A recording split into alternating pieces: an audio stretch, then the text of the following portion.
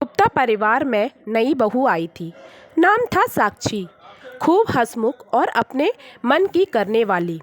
घर में हर कोई सोच रहा था कि अब बहू को ससुराल में रस्में सिखाई जाएंगी, लेकिन साक्षी तो अपने धुन में ही रहती थी। एक दिन सासू माँ ने कहा, बहू आज से तुम हमारे घर की रसोई संभालोगी। कुछ अच्छा सा बनाना ताकि सबको तुम्हारे हाथों का स्वाद चखने को मिले। साक्षी ने बड़े जोश में कहा, जी मम्मी जी, लेकिन मैं खाना बालकनी में बनाऊंगी। ससुर जी चौंक गए। देवर हंस पड़ा। ननंद ने आंखें बड़ी कर ली और सासू माँ का मुंह ऐसा जैसे खुला का खुला रह गया हो। किसी ने उनके सामने 5 किलो मिठाई रख दी हो, जैसे उनका मुंह खुला का खुला रह गया। क्या बालकनी में खाना? सासू माँ ने चश्मा ठीक करते हुए पूछा। हाँ मम्मी जी, मैं हवा में ताज़ी ताज़ी हवा में खाना बनाऊंगी। और सोचिए, पूरे मोहल्ले में मेरे हाथों के खाने की खुशबू फैल जाएगी। अब परिवार में हंसी का और ठहाके गूंज उठे। ससुर जी बोले, बेटा, मोहल्ले वाले खुशबू से ज़्यादा धुएं की शिकायत लेकर आ जाएंगे। अरे नहीं पापा जी, मैं पूरी सावधानी रखूंगी, साक्षी ने चटकाते लेते हुए जवाब दिया।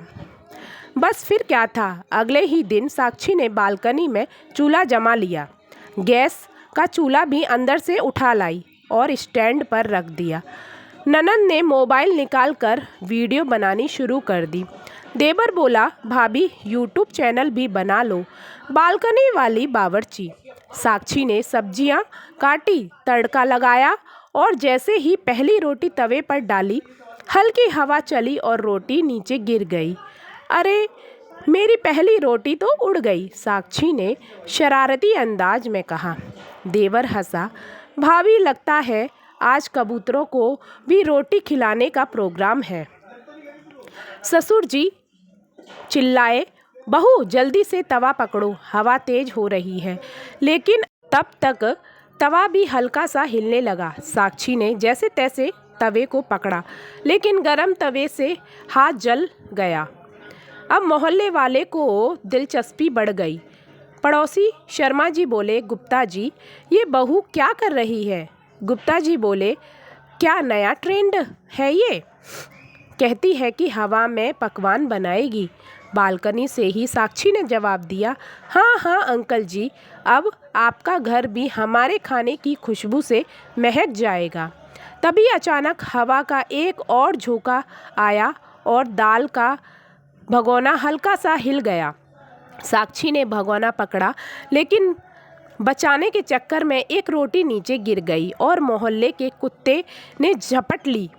अरे बहू, तुमने तो मोहल्ले के कुत्तों को भी खुश कर दिया।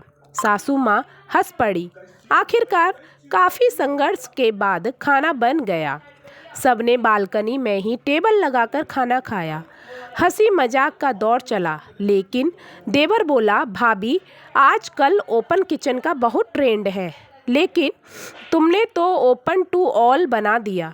साक्षी हंसते हुए बोली, बस अब से हर संडे बालकनी में ही खाना बनेगा। ससुर जी बोले, लेकिन बेटा, इस बार मोहल्ले वालों को हेलमेट पहनने के लिए कह देना। सभी हंस पड़े और बालकनी वाली बहू की अनोखी कुकिंग का मज़ा लेते रहे। तभी हमें यह सीख मिलती है इस कहानी से कि कभी कभी नयापन मज़ेदार होता है, लेकिन परंपराओं का भी ध्यान रखना चाहिए, वरना पड़ोसियों और कुत्तों की चांदी हो जाती है। थैंक यू फ्रेंड्स, मेरी पूरी कहानी सुनने के लिए। और अगर कहानी अच्छी लगी हो तो चैनल को सब्सक्राइब करिएगा और मेरी कहानी को अपने फ्रेंड्स फैमिली के साथ शेयर करिएगा। Thank you so much.